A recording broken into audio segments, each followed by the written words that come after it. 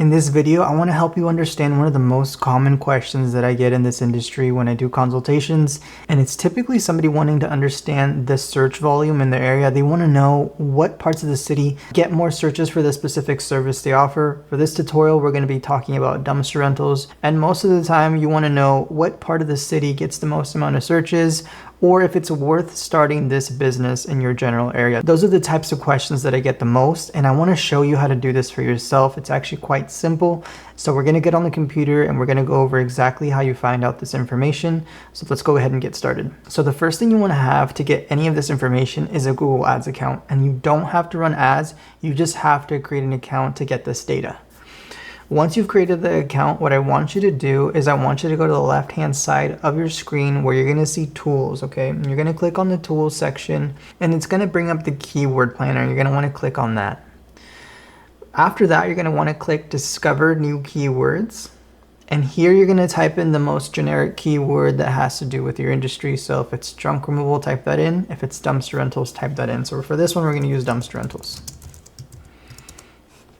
And once you've added it, click get results.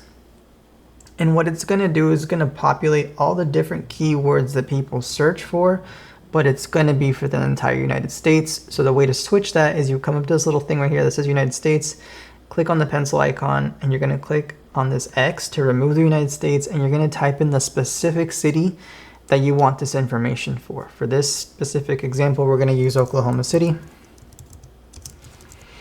And make sure you read these carefully because some of these will say Nielsen DMA regions. Make sure you choose the right one that fits your search area. So we're going to click include, and that'll give you a general outline of what it considers to be Oklahoma City.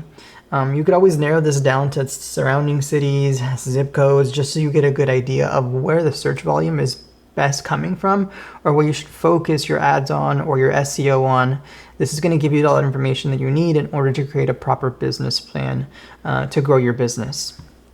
Once you're happy with what you've chosen, you're going to click on save, and then it's going to bring up this table here with all the different keywords, the average search volume, monthly search volume for every one of these keywords. And then it's going to give you the information based on total numbers versus mobile numbers. So just look at the total numbers of what the search volume that's coming in per month is. You can see here that it's giving us information for June because July just finished. I don't think those numbers are available yet. But if you scrub through this information, you're going to see that the highest search volume is actually happening in March. There's a total of 12,640 searches for the Oklahoma City area in terms of dumpster rentals. And right now, this last June, the total was 9,400. So it's really simple to get this information. It also gives you a good understanding of different keywords that you could be using to run your ads. So take advantage of the keyword planner as it will help you with your Google ads, and it'll also help you with your SEO.